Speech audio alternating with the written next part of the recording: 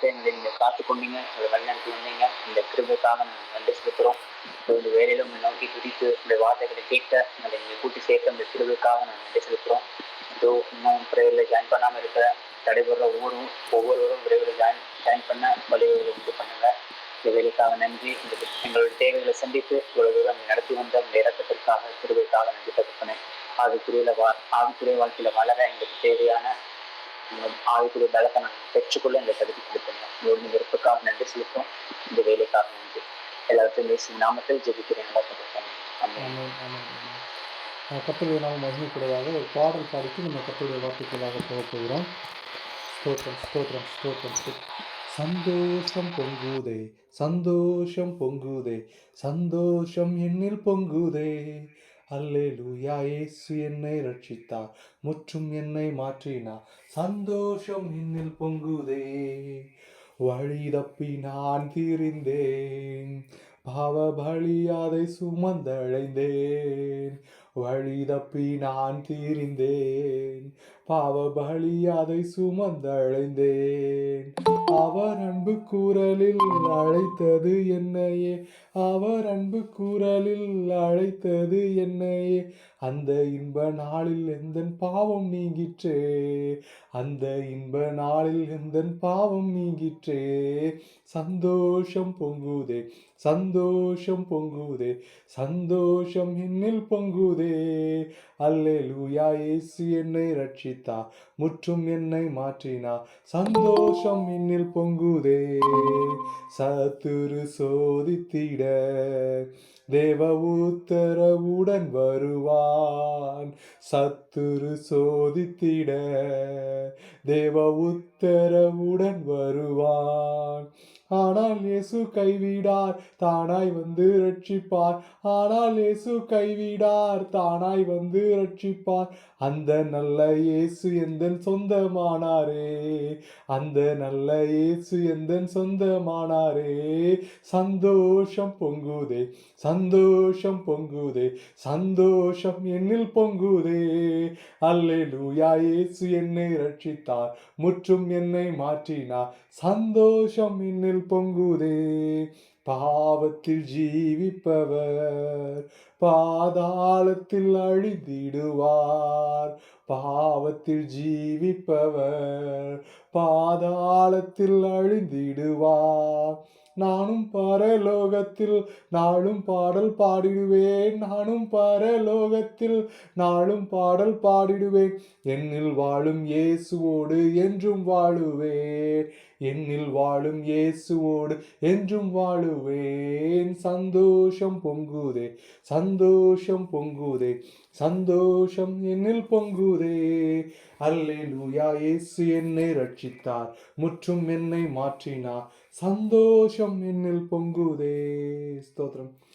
Pastor Justin வந்து இப்போ pastor David brother வந்து இப்போ பிகினிங் ப்ரேயர் பண்ணுவாங்க. ஆனால் Joe starting prayer பண்ணிங்களாண்ணா?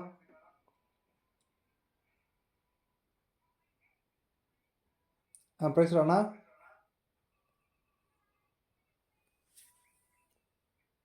Hello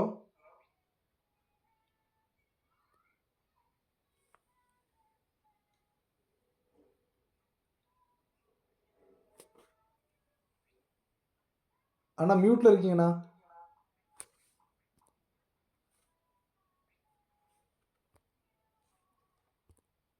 பேசுகிறேண்ணா?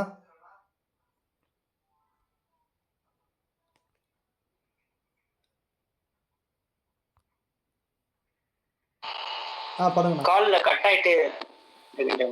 Okay okay okay okay தம்பி. அப்போ கர்த்தருடைய பரிசுத்த நாமம் மகிமைப்படுவதாக. நானே ஜெபம் பண்ணிட்டு ஸ்டார்ட் பண்ணிடுவோம்.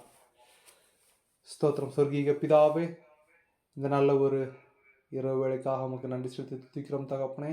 இன்றைய தினத்தில் பேச போகிற வார்த்தையில் நீரே இடைபடுங்க, நீரே ஒரு விடுதலையை கொடுங்க.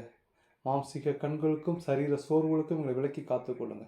சகல துதியும் கனமும் மகிமையும் நமக்கு ஒருவருக்கே செலுத்துகிறோம். இயேசு நாமத்தில் ஜெபங்களும் ஜீவனில் பரம தகப்பனே. ஆமேன் ஆமேன் ஆமேன்.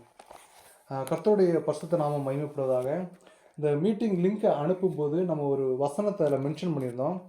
இன்றைக்கி நம்ம பார்க்க போகிற விஷயங்கள் எதுன்னு கேட்டிங்கன்னா, தீர்க்க தரிசனம், தீர்க்க தரிசனமும் தீர்க்க தரிசனுடைய பாடுகளும். இன்னைக்கு நம்மள நிறைய விஷயங்கள் என்ன பிரச்சனைன்னு கேட்டிங்க அப்படின்னா, ஊழியம் எப்படின்னா, ஊழியத்துக்கு வந்துட்டோம்னா, நாங்க நிறைய பணம் சம்பாதிச்சிடலாம், நிறைய செட்டில்மெண்ட் ஆயிரலாம். ஆ உழைத்து சம்பாதிக்கிறத விட, இதில எங்களுக்கு பொருளாதார ரீதியான வளர்ச்சி வந்து பயங்கரமா இருக்குன்னு சொல்லிட்டு, இன்னைக்கு அநேக கள்ள தீர்க்கதரிசிகள் எழும்பி, கள்ள போதகர்கள் எழும்பி, கூடுமானால் தெரிந்து கொள்ளப்பட்டவர்களையும் வஞ்சிக்கத்தக்கதாக அற்புத அடையாளங்களை செய்கிறார்கள்னு வசனம் ரொம்ப தெளிவா போட்டிருக்கு. வசனத்தை தியானிக்காமல் கர்த்தருடைய வார்த்தையை கேட்கிறதுக்கு நம்ம என்ன செய்யணும்னா, தாமதம் பண்றோம். அது ஏன்னு கேட்டீங்கன்னா, வசனம் ரொம்ப தெளிவா சொல்லுது. ஆவி மாம்சத்துக்கு விரோதமாகவும், மாம்சம் ஆவிக்கு விரோதமாகவும் போராடும். நம்மள நிறைய பேருடைய எண்ணங்கள் எப்படி இருக்குன்னா, ஐ அம் நாட் த பெர்ஃபெக்ட் காய். நான் சரியானவன் அல்ல. கடந்த வாரம் நாங்க பார்த்தோம். சூரஜ் செடிக்கு கீழ போய் படுத்துட்டு ஏசாயா தீர்க்கதரிசி சொல்றான். இந்த பாருங்கப்பா எங்க பிதாக்கள மாரி நான் நல்லவன் கிடையாது. என்ன கொன்னுருங்கிறான். அதுக்கு முன்னாடி வரைக்கும் ஏசாயா தீர்க்கதரிசி செய்த, எலியா தீர்க்கதரிசி செய்த அற்புத அடையாளங்கள் அவ்வளவு. மழை பெய்யாதுன்னா மழை பெய்யாது. இன்னைக்கு நீ செத்துருவனா செத்துருவான். இது நடக்காதுன்னா நடக்காது. அவ்வளவு அற்புத அடையாளங்கள். அப்படியே ஜெபம் பண்ணிட்டு மேலிருந்து ஸ்தோத்திரம். ஜெபம் பண்ணிட்டு மேலிருந்து அக்கினி இறங்கட்டும்னு கட்டளை கொடுப்பான். அக்கினி இறங்கும். மாம்சத்தெல்லாம் துண்டித்து போட்டு அங்க 400 பாகால் தீர்க்கதரிசிகளை கொலை செய்து போட்டான். அவ்வளவு வைராக்கியமா இருந்தவன். என்ன சம்பவிச்சுன்னு கேட்டீங்கன்னா, ஒரு சின்ன வார்த்தை. அந்த ஆகாப் ராஜனுடைய மனைவி எசேபேல், அவ என்ன பண்றான்னா, அந்த 400 தீர்க்கதரிசியை கொன்னதுக்கு நான் உன்னை கொல்லாம விட மாட்டேன். நாளைக்கு இந்நேரத்துல உனக்கு நான் சரி கட்டலாம், நான் யாருன்னு பாருங்கிறான். இந்த வார்த்தையை கேட்டவுடனே எலியாவுக்கு அப்படியே என்னன்னா ஃபுல்லா டிப்ரெஸ்ட் ஆயிருக்காரு. இன்னைக்கு நமக்கு ஆவிக்குரிய வாழ்க்கையில் என்ன கேட்டீங்கன்னா, உலகத்தில் ஏற்படுகிற போராட்டங்கள், உலகத்தை சார்ந்து வாழ்கிற எண்ணங்கள், நம்ம சரியா இருந்தாலும் சிலருடைய வார்த்தைகளை நம்ம மனுஷீக வார்த்தைகளை நம்ம சம்பாசிக்கும் போது, அதில் கேட்கும்போது நமக்குடைய ஆவிக்குரிய வாழ்க்கை டல்லாகி உட்கார்ந்துருது. நான் வேதம் வாசிக்கக்கூடிய நேரம் குறைஞ்சிருது. நான் ஜெபிக்கக்கூடிய நேரம் குறைஞ்சிருது. ஏன்னு கேட்டீங்கன்னா, உலகத்தில் அவங்கள பாரு இப்படி சம்பாதிக்கிறாங்க, இவங்கள பாரு இப்படி சம்பாதிக்கிறாங்க. They are earning lot of things அப்படின்னு சொல்லிட்டு உலக பிரகாரமான சிந்தனையை பிசாசு யாரை கொண்டுனாலும் பேசுவாங்க. கட்டின பொண்டாட்டி கொண்டு பேசுவோம். ஸ்தோத்திரம். வசனம் ரொம்ப தெளிவாக சொல்லுது. யோபுவை குறித்து உங்களுக்கு நல்லா தெரியும். அவன் மனைவி தான் சொல்றா, தேவனை தூசித்து ஜீவனை விடுமியா. சொத்து போச்சு, பிள்ளைகள் செத்து போயிட்டாங்க, எல்லாம் அழிஞ்சு போச்சு. இதுக்கு மேலேயும் கடவுளை போய் நீ புகழ்ந்து பேசிக்கிட்டு இருக்க. அந்த ஆள் திட்டிட்டு நீ செத்து போயாங்கிறான். ஸ்தோத்திரம். இன்னைக்கு நம்ம பார்க்க போற விஷயங்கள் ரொம்ப தெளிவான வார்த்தைகள். ஆவியானவர் நம்மளோட இடைபடுவாராக. பஞ்ச காலம் வருகிறதுன்னு வசனம் சொல்லுது. ஆகார குறைவினால் அல்ல. அந்த பஞ்சம்லாம் வரும், நோய் வரும், இதில் everything is going to be happen. இது நடக்கும்னு வசனம் ரொம்ப தெளிவாக சொல்லியிருக்கு. ஆனால் வசன குறைவினால் பஞ்சம் ஏற்படும் அப்படிங்கிற சம்பவ காலகட்டம் கடைசியான கர்த்தர் வருகைக்கு முன்னதாக சம்பவிக்கிற ஒரு விஷயமா இருக்கும். அந்த காலகட்டத்தில் நம்ம வாழ்ந்துகிட்டு இருக்கோம் தேவ பிள்ளைகளை. வசனத்தை தெளிவும் திஷ்டாந்தமுமாய் மனுஷர்கள் பரிசுத்த வாழ்க்கையை வாழ்வதற்கு போதிக்கப்படாமல் அவருடைய வயிறு பெருக்கிறதுக்கான ஒரு ஆதாயமாகவும் நீங்க உலகத்துல ஆசீர்வாத சகோதரி உங்களுடைய தேவைகள் சந்திக்கப்படும் சகோதரரை நீங்கள் இப்படி பணக்காரராவீர்கள் அப்படி ஆவீர்கள் சொல்லிட்டு மாய்மாலமான பேச்சுகளை நம்பி மாய வார்த்தைகளை நம்பி தங்களுக்கு வரும் கிருபையை போக்கடிக்கிறார்கள் வசனம் சொல்லுது. ஸ்தோத்திரம். எதற்காக நாம் தேவனை மகிமைப்படுத்துகிறோம், எதற்காக நம்ம வேதம் வாசிக்கிறோம், எதற்காக நாம் ஜெபிக்கிறோம் கேட்டீங்கன்னா, இந்த உலகத்தின் தேவைகள் எல்லாமே வேணும்னு பிதாவுக்கு நன்றாக அறிந்திருக்கிறது. ஒரு பெத்த மகன் தன்னுடைய தகப்பனிடத்திலே மீனை கேட்டால் பாம்பை கொடுப்பானோ, அப்பத்தை கேட்டால் கல்லை கொடுப்பானோ. ஒரு உலக பிரகாரமான தகப்பனும் தாயும் தங்களுடைய பிள்ளைகளுக்கு வேண்டியது என்னன்னு செய்யும்போது பரம தகப்பன் செய்வது அதிக நிச்சயம் அல்லவா. உடைக்காக நீங்கள் கவலைப்படுகிறதென்ன, உணவுக்காக நீங்கள் கவலைப்படுகிறதென்ன, ஆகாயத்து பட்சிகளை கவனித்து பாருங்கள், அவைகள் விதைக்கிறதும் இல்லை நூற்பதும் இல்லை, பரம பிதா முதற்கொண்டு அவளை போஷிப்பிக்கிறார்னு வசனம் சொல்லுது. இதெல்லாம் நமக்கு தெரியும். நம்ம பேச போற விஷயம் கேட்டீங்கன்னா, தீர்க்க தரிசிகளை கர்த்தர் எப்படி பயன்படுத்தினார். If I am a prophet, I have to live in the luxurious life in the world.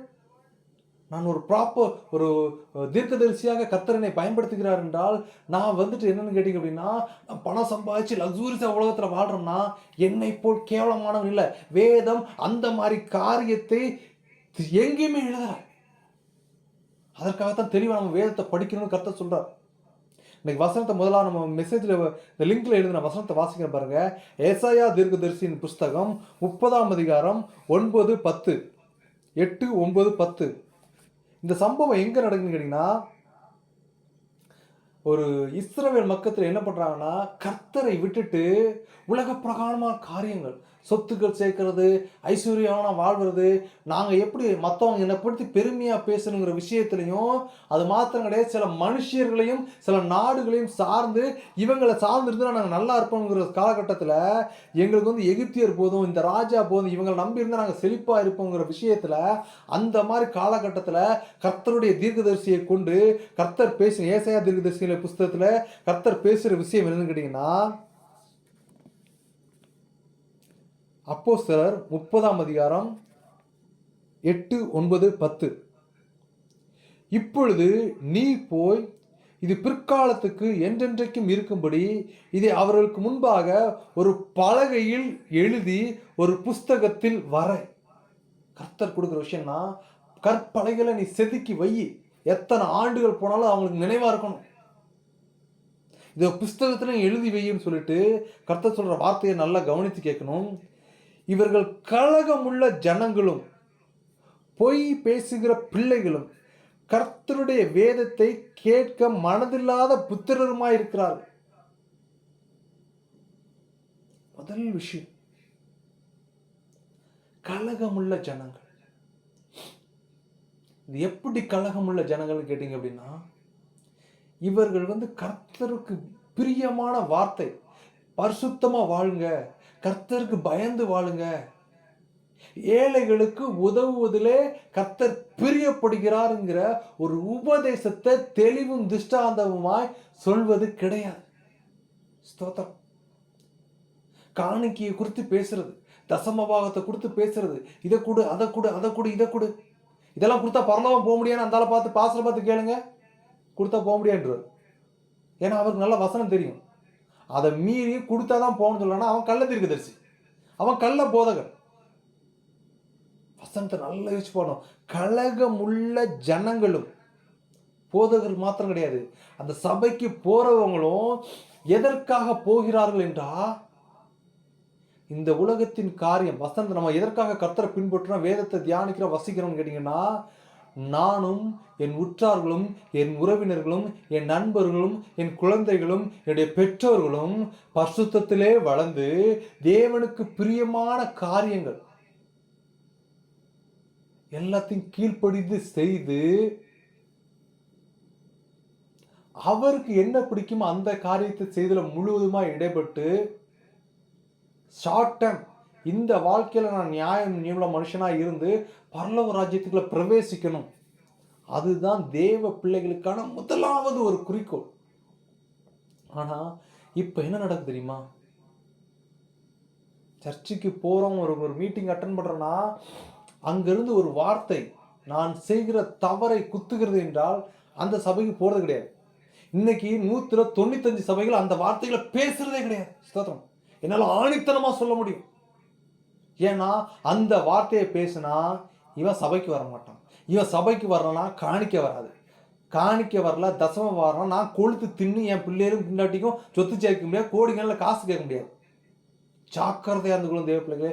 இவர்கள் இந்த சபைக்கு போகிறெல்லாம் கலகமுள்ள ஜனங்கள், போதகரும் கலகமுள்ள மனுஷன். தேவ திட்டத்தை செய்யறதுக்கு இவங்க ரெடியே கிடையாது. இரண்டாவது ஒரு விஷயம், பொய் பேசுகிற பிள்ளைகள். They are the liars. பொய் எதற்காக பேசுகிறார்கள்? உள்ளதை உள்ளதென்றும் இல்லதை இல்லை என்றும் சொல்லுங்கள், வேதம் தெளிவா சொல்லுது. ஆனால் இவர்கள் என்ன பண்றாங்கன்னா, இவங்களுக்கு தேவையான மாதிரி காரிய விஷயத்துல பொய் பேச ஆரம்பிச்சிடறாங்க. கணவன் மனைவியோடு, மனைவி கணவனோடு. இதுதான் உண்மை, இதுதான் சம்பவம் அப்படின்னு ஒளிவு மரம் இல்லாம டைரக்டா சொல்லிருங்க. அடி விழுந்தாலும் பரவாயில்ல, பத்திரம் வந்தாலும் பரவாயில்ல. ஸ்தோத்திரம். ஜாக்கிரதையா இருக்கணும் தேவ பிள்ளைகளே. கர்த்தருடைய வேதத்தை கேட்க மனதில்லாத புத்திரரா இருக்கிறார்கள். இப்ப பேசுற வார்த்தைகள் எல்லாமே கேட்டீங்கன்னா, ஆல்டர்ல நின்றுட்டு எங்களுக்கு இந்த தேவை இருக்கிறது, எங்களுக்கு அந்த தேவை இருக்கிறது, நீங்கள் உங்கள் ஜபத்தில் வைத்துக் கொள்ளுங்கள். காசை தேவனுடைய நாமத்தை தூஷிக்கிற காரியமா போயிட்டு இருக்கு. இதெல்லாம் ஜாக்கிரதையா இருக்கணும். இப்போ இது மாத்திரம் கிடையாது, அதுக்கப்புறம் இந்த தீர்க்கதரிசி ரொம்ப தெளிவா சொல்றா பாருங்க. இந்த வசனம் அன்றைய காலத்துல எழுதப்பட்டது, இன்று வரை அனைவருக்கும் பொருந்துகிற ஒரு விஷயமா இருக்கிறது. என் வேத வசனம் என்னன்னா, எந்த சூழ்நிலையில எந்த இடத்துல நின்று எந்த பிரச்சனைக்காக நின்று நீங்கள் வேதத்தை வாசித்துக் கொண்டிருக்கிறீர்களோ, ஒரு நண்பன், ஒரு தோழன், ஒரு உற்றார், ஒரு மனைவி, ஒரு தேற்றலவாளன் உங்களோடு கூட எப்படி தேற்றுகிறாரோ அதை போல தேற்றுகிற ஒரு விஷயம் தான் என்னுடைய வேதம், நம்முடைய வேதம். இந்த வசனத்துல ரொம்ப தெளிவா சொல்றாரு. தரிசனத்தை அவங்க எப்படி நாடுறாங்க அப்படின்னா, இவர்கள் தரிசனக்காரரை நோக்கி தரிசனம் காண வேண்டும் என்றும், தரிசனம்னா நான் போன வாரத்தில் பாட்டிருக்கோம், சொப்பனத்துக்கும் தரிசனத்துக்குமான வித்தியாசத்தை கடந்த வாரம் மெசேஜில் கர்த்தர் நமக்கு வெளிப்படுத்தினார். சொப்பனம் எப்படி இருக்குன்னு கேட்டிங்கன்னா, நம்ம ஆழ்ந்த நித்திரைக்கு போயிட்டோம்னா நம்முடைய எண்ணங்களில் ஒரு இமேஜினேஷன் கிரியேஷன் ஆகி இப்படி இருந்தால் இருக்கும், இப்படி நடக்கும்னு சொல்லி அது சொப்பனம். தரிசனம் காண வேண்டும் என்று நீங்கள் ஆசைப்பட்டால் என்ன செய்யணும்னா, வேதத்தை அதிகமாக வாசிக்க ஆரம்பிக்கணும். அதிகாலையில் எழுந்திரிச்சு கர்த்தர் எழுப்புவார். அட்லீஸ்ட் ஒரு 10 நிமிஷம் 20 நிமிஷம் நீங்கள் கர்த்தரோடு உறவாடிட்டு படுத்துட்டீங்க அப்படின்னா கர்த்தர் உங்களுக்கு தரிசனத்தை கொண்டு வருவார், தரிசனத்தை காண்பிப்பார். ஆனால் தரிசனம் காண்கிறதுல நிறைய விஷயங்கள் இருக்கு. நீங்கள் தரிசனத்தை பெற்றதுக்கப்புறம் உங்கள் உடல் சோர்வாகிவிடும். அநேக தீர்க்கதரிசிகள் தரிசனம் கண்டார்கள். யோவான் தீர்க்கதரிசி புஸ்தகத்தில் வெளிப்படுத்தல எழுதும்போது சொல்றான், நான் ஒருவன் மாத்திரம் தனித்து விடப்பட்ட அந்த தரிசனத்தை கண்டேன். கண்ட பின்பு என்னுடைய சரீரம் எல்லாம் சோர்வாகி என்னால் எந்திக்க முடியாம கீழே விழுந்துட்டேன். அப்ப அந்த தரிசனம் எப்படி இருக்குன்னா, உங்கள் சரீரம் இங்கே இருக்கும், உங்களுடைய உயிர் ஆவியானவர் உங்களுடைய ஆத்மாவை அவருடைய கிரியையினால் அவருடைய பரிசுத்த பாவங்களை கொண்டு எடுத்துக்கொண்டு தரிசனத்தை எப்படி காண்பிப்பார்னு கேட்டீங்கன்னா, நேரில் பார்க்குற மாதிரிக்கு நடக்கும் சம்பவம். அப்போஸ்தலர்கள் எழுதின புஸ்தகத்துல போன வாரத்தில் அதை பொறுத்தான் கர்த்தர் நம்மளோட பேசினா. பேதுரு சிறைச்சாலையில 2 கையையும் கெட்டி சங்கிலியில கெட்டி போட்டு ட்ரெஸ் எல்லாம் கலட்டி செருப்பெல்லாம் கலட்டி 4 அடுக்கு பாதுகாப்புகளை வைத்து காவல்ல வச்சிருக்க வேலையில கர்த்தரை சார்ந்திருந்த மனிதன் என்ன பண்ண தெரியுமா, நல்லா தூங்கிட்டார். எங்க கையை காலை கெட்டி போட்டு நிக்க வச்சிட்டாங்க. ஆனா நம்மால் என்ன பண்றாரு, ஆழ்ந்த தூக்கம், நிம்மதியான தூக்கம். சிறைச்சாலை அவனுக்கு தெரியும், அடுத்த நாள் காலையில அவனை கொல்ல போறாங்கிறது தெரியும் பேதுருக்கு. ஆனாலும் ஆழ்ந்த தூக்கம். ஸ்தோத்திரம். இதுதான் கர்த்தருக்கு உள்ள இருக்கிறதுக்கும் கர்த்தருக்கு வெளியில இருக்கிறதுக்குமான வித்தியாசம். கர்த்தருக்கு உள்ள இருக்கிறவங்க என்னன்னா, என்ன பிரச்சனை வந்தாலும் தங்களுடைய பாரங்களையும் தங்களுடைய கவலைகள் எல்லாவற்றையும் தேவன் மேல் வைத்து விடுவார்கள். அவர் பார்த்து கொள்வார்ப்பா. ஆனால் உலக மனுஷன் என்ன பண்ணுவான்னா, அதை குறித்து சிந்தித்து இதுக்கு நான் இந்த சொல்யூஷன் எடுத்துட மாட்டேனா, இதுக்கு நான் அந்த பிரச்சனைக்கு சொல்யூஷன் கொண்டு வர மாட்டேனே, தன்னுடைய மாம்சகத்தில் ஓட ஆரம்பிக்கும் போது அந்த மனிதன் தன்னுடைய நிம்மதியை இழப்பது மாத்திரம் கிடையாது, தன்னுடைய சரீரம் சோர்வாகிறது, தன்னுடைய சிந்தனை சோர்வாகிறது. தான் பழகிறவர்களோடு கூட அன்பாக பேசின அந்த மனுஷன் தன்னுடைய ஒரு எரிச்சலை காண்பிக்கும்படியாக இடைப்படுகிறான். ஸ்தோத்திரம். அந்த விஷயத்துல அந்த தரிசனத்தை அவன் என்ன பார்த்தான்னு கேட்டீங்கன்னா, படுத்து கிடக்குறான். ஒரு தூதன் விழாவில் தட்டின உடனே என்ன பண்ணா, சங்கிலிகள் விடுபட்டுச்சு. அவன் தூதன் தொட்ட உடனே சங்கிலிகள்லாம் விடுபட்டு முதல் காவலை தாண்டி 2ஆம் காவலை தாண்டி 3ஆம் காவலை தாண்டி நகரத்து வீதி வரைக்கும் வந்ததுக்கு அப்புறம் பேதுரு எழுதுறாரு, நான் தரிசனம் காண்கிறேன் என்று நான் நினைத்து கொண்டிருந்தேன். நான் நகரத்தின் நடு வீதி வரும்போது தூதன் மறைந்து விட்டான். அப்புறம் தான் நான் பார்த்தேன், அது தரிசனம் இல்லை, அது ரியாலிட்டியா நடந்தது அப்படின்னு. தரிசனம் எப்படி இருக்குன்னா, நீங்கள் பார்க்கிற விஷயங்கள் நேரில் பார்க்கிற மாதிரி உங்களுடைய ஆத்துமாக்களை கொண்டு போய் நிகழ்காலங்களையும் வருங்காலங்களையும் எதிர்காலங்களையும் ஆவியானவர் இப்படித்தான் சம்பவித்தது, இப்படித்தான் நடக்க போகிறதுங்கிறதை காண்பிப்பார். தரிசனம் காணும்போது ஒரு பெரிய சோர்வு ஏற்படும் தேவ பிள்ளைகள் சரீரத்துல. அதுதான் வசனம் சொல்லுது, ஆவி மாம்சத்துக்கு விரோதம், மாம்சம் ஆவிக்கு விரோதமாக இருக்க சொல்லுது. இப்போ இவங்க என்ன கேட்குறாங்கன்னா, தரிசனக்காரரை பார்த்து தரிசனம் காண வேண்டும். ஞான திருஷ்டிக்காரர். தீர்க்கதரிசிகளை பார்த்து யதார்த்தமா எங்களுக்கு தரிசனம் சொல்லாமல் எங்களுக்கு இதமான சொற்களை உரைத்து மாயமானவர்களை திருஷ்டியுங்கள் என்றும் அந்த காலத்துல இருந்திருக்காங்க பாத்துருங்க. ஒருத்தங்க ஜெபம் பண்ணும் போது கர்த்தர் எதை வெளிப்படுத்துகிறாரோ அதை சொல்லும் போது நம்முடைய மனுஷிக ஆவி என்ன பண்ணுதுன்னா, நான் இந்த காரியத்தை எனக்கு வேண்டும், இந்த காரியத்தை குறித்து எனக்கு சொல்ல வேண்டும்னு நாம் எதிர்பார்த்து கொண்டு இருப்போம். நான் ஜெபிக்கிற வேளையில தேவ பிள்ளைகளும் தேவ மனுஷர்களும் நாம் ஜெபிக்கிற விஷயத்த சொல்லும்போது என்ன சொல்லுவாங்க அப்படின்னா, எனக்கு இந்த காரியத்தை குறித்து சொல்லியிருந்தா நல்லா இருக்குமே. நம்முடைய அந்த வசனம் தான் சொல்லுது, அவர்கள் எப்படி எதிர்பார்க்கிறார்கள் என்று கேட்டால் தங்களுடைய மாம்சிக ரீதியான விஷயத்துல எதிர்பார்க்கிறாங்க. பழைய காலத்துல இப்பவும் அப்படித்தான் இருக்கு. ஆனால் ஆவியானவருடைய விஷயம் எப்படி தெரியுமா? அப்படி இருக்காது. உங்களுக்கு எது தேவையோ அந்த காரியத்தை குறித்து தான் தேவ மனுஷர்களை கொண்டு தேவ திஷ்டாங்கமாய் கர்த்தர் வெளிப்படுத்துவார். ஸ்தோத்திரம். ஏசாயாவுக்கு எழுதின புஸ்தகம் 20ஆம் அதிகாரத்துல ஒரு சம்பவம் நடக்குது. இப்ப இங்க என்ன சம்பவம் நடக்குன்னு கேட்டீங்க அப்படின்னா, ஸ்தோத்திரம், இந்த இடத்துல 1ஆம் அதிகாரம் ஏசாயா 20ஆம் அதிகாரம் 1லிருந்து 6 வரைக்கும் உள்ள வசனத்தை நீங்க படிச்சு பார்த்தீங்கன்னா கர்த்தர் நிறைய விஷயத்துல சொல்றார். இப்போ இங்க என்ன பண்றாங்க கேட்டீங்கன்னா, ஒரு தீர்க்க தரிசனம் உரைக்கப்படுது. எப்படி தீர்க்க தரிசனம் உரைக்கப்படுதுன்னு கேட்டீங்கன்னா, அப்போஸ்தலர் ஏசாயாவுக்கு எழுதின புஸ்தகம் 20ஆம் அதிகாரம் 3ஆம் வசனத்தை படிக்கிறோம் பாருங்க. அப்பொழுது கர்த்தர் எகிப்தின் மேலும் எத்தியோப்பியாவின் மேலும் வரும் 3 வருஷத்து காரியங்களுக்கு அடையாளமாகவும் குறிப்பாகவும் தன் ஊழியக்காரனாகிய ஏசாயா வஸ்திரம் இல்லாமலும் வெறுங்காலமாய் நடக்கிறது போல. அதுக்கு முந்தின வசனத்தை கர்த்தர் சொல்வார், ஆமோஸின் குமாரனாகிய ஏசாவை நோக்கி. ஏசாயா தீர்க்கதரிசி புஸ்தகத்தை எழுதினவர் ஏசாயா. இவருடைய அப்பா பேரு ஆமோஸ். ஆமோஸின் குமாரனாகிய ஏசாவை நோக்கி கர்த்தர் சொல்றார், நீ போய் உன் அறையில் இருக்கிற இடத்தை அவிழ்த்து உன் காலில் இருக்கிற பாதரட்சிகளை கலற்றி என்றார். அவன் அப்படியே செய்து வஸ்திரம் இல்லாமலாய் வெறுங்காலுமாய் நடந்தான். கர்த்தர் தீர்க்கதரிசி. இவன் ஒரு தீர்க்கதரிசி. இப்போ நம்மள பாஸ்டர் ஆயிட்டாங்க, ஊழியக்காரங்க ஆயிட்டாங்க, ஒரு மனுஷனை ஹீல் பண்ணிட்டாங்கன்னா அதை அப்படியே வீடியோ எடுத்து ஃப்ளாஷ் பண்ணி ட்ரெடிஷ்னல் ஆக்கி சபைக்கு நிறைவேற்ற வர வச்சு காசை புடுங்கி மாய்மாலம் பண்ணி, ஏங்க ஏசப்பா செஞ்ச விஷயங்கள் அவ்வளவுங்க. அதுல ஒரு கால் ஒரு ஒரு தூசி அளவு கூட செய்யல. பில்டப், மாய்மாலம். கர்த்தருடைய பிள்ளைகள் இதை செய்யவே மாட்டாங்க. ஸ்தோத்திரம். இந்த இடத்துல ஏசாயா தீர்க்கதரிசி கூப்பிடுறாரு கர்த்தர், இங்க வாயா ஆமோஸின் குமாரனா ஏசாவே, உன் ட்ரெஸ்ஸை கழட்டிரு, செருப்பு கழட்டிரு, நடந்து போ விருந்தரையில் அப்படிங்கிற. அது ரொம்ப தெளிவா நிறைய மறைபொருள்கள் இருக்கு. அவன் என்ன பண்ணான்னு கேட்டீங்கன்னா, கர்த்தர் சொன்னபடியே செய்தாங்க. ஏசாயா தீர்க்கதரிசி ட்ரெஸ்ஸை கழட்டிட்டான், செருப்பு எடுத்துட்டான், நிர்வாணமாய் நடந்து போனான். தெளிவான மறைபொருள் அதுதான். நிர்வாணமாய் நடந்து போனான். அப்பதான் கர்த்தர் சொல்றாரு, என் மகன், என் தீர்க்கதரிசி, இவன் எப்படி அவன் நடந்து போகும்போது எவ்வளவு நக்கல் அடிச்சு பாருங்க. கொஞ்சம் யோசிச்சு பாருங்களேன். கர்த்தர் சொல்லிட்டாரு, என் தேவன் சொல்லிட்டாரு, நான் செய்யறேன், ட்ரெஸ் இல்லை, காலக்கழட்டி நான் நடந்துட்டேன்.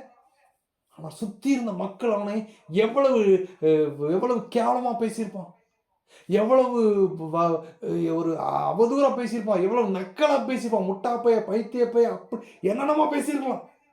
அவன் அந்த அந்த சத்தத்திற்கு அவன் செவிகளை சாய்க்கல. அவன் தேவ சத்தத்திற்கு தான் செவிகளை சாய்த்தான். நடந்து போறான். கர்த்தர் சொல்றாரு, என் பையன் எப்படி நடக்கானோ இதே மாதிரிதான்டா, நீங்க எல்லாம் என் சத்தத்துக்கு செவி கொடுக்காம கீழ்ப்படியாம உங்க இஷ்டத்துக்கு போனதுனால உங்களை நான் அடிமேலாக விற்று போடுவேன். இந்த எகிப்தை நம்பி, இந்த தர்சீஷை நம்பி நீங்க வந்துட்டீங்க, இவங்க உங்களை காப்பாற்ற மாட்டாங்க. நான் என்ன பண்ணுவேன்னா, அசிரியா ராஜாவை வர வைப்பேன், அவன் எகிப்து எல்லாத்தையும் அடித்து கொன்று போட்டு இங்கேருந்து உங்களை எப்படி கூப்பிட்டு போவான்னு கேட்டிங்கன்னா, நீங்கள் என் சமூகத்தை விட்டு தேவனை நம்புகிற நம்பிக்கையை விட்டு மனுஷனை சார்ந்து ஓட ஆரம்பித்ததுனால், நீ மனுஷன் சொல்கிற விஷயம் கேட்டிங்கன்னா, பாஸ்டரா இருந்தாலும் மனுஷன் தான், ஊழியம் செய்யற நானா இருந்தாலும் மனுஷன் தான். உங்கள் நம்பிக்கை இந்த நர ஜீவன்கள் மீது வைக்கக்கூடாது. உங்களுடைய நம்பிக்கை தேவன் மேல் இருக்க வேண்டும்.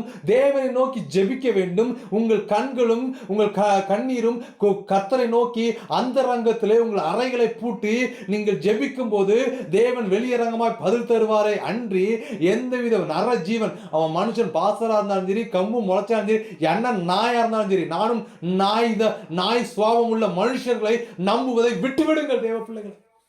உங்கள் நம்பிக்கை தேவனா இருக்க வேண்டும். உங்கள் பற்று தேவனா இருக்க வேண்டும். அதை விட்டுட்டு இவங்க போனதுனால என்னாச்சுன்னா, கர்த்தர் சொல்றாரு, அசிரியா ராஜா வந்து உங்களை எல்லாத்தையும் இந்த எகிப்து எல்லாத்தையும் அடிச்சு கொண்டு போட்டு 3 வருஷத்துக்கு உங்களை அடிமைகளா, அது எப்படி நடப்பானா, என்னுடைய மகன் ஏசாயா தீர்க்கதரிசி எப்படி நான் உங்களுக்கு டெமோ பண்ணி காட்டியிருக்கேன். நிர்வாணமா காலில் செருப்பு இல்லாம அவன் என் பேச்சை கேட்டு நடந்துங்க. இதே மாதிரி இருப்பிடம் மூடப்படாதவர்களாய் உங்களை நான் அடிமையாய் விற்று போடுவேன் என்று என் தேவன் தீர்க்க தரிசனமாய் உரைத்தார். எதற்காக இந்த தீர்க்க தரிசனம் அவளுக்கு குறைக்கப்பட்டனா, கீழ்ப்படியாமை, தேவ சத்தத்திற்கு செவி கொடுக்கல, தேவனுக்கு பிரியமாயிருக்கிற விஷயத்தை அவங்க செய்யல. ஸ்தோத்திரம். ஹல்லேலூயா. ஜாக்கிரதையா இருக்கணும் தேவ பிள்ளைகளை. இது மாத்திரம் கிடையாது. இதே மாதிரி தீர்க்கதரிசி ஒருத்தர் சொல்றாரு, நீங்க வா. ஒரு தீர்க்கதரிசியை பார்த்து கர்த்தர் கூப்பிட்டு, நீ இந்த மனுஷனுடைய கழிவை வரட்டியா சுட்டு தின்னுங்கிறார்.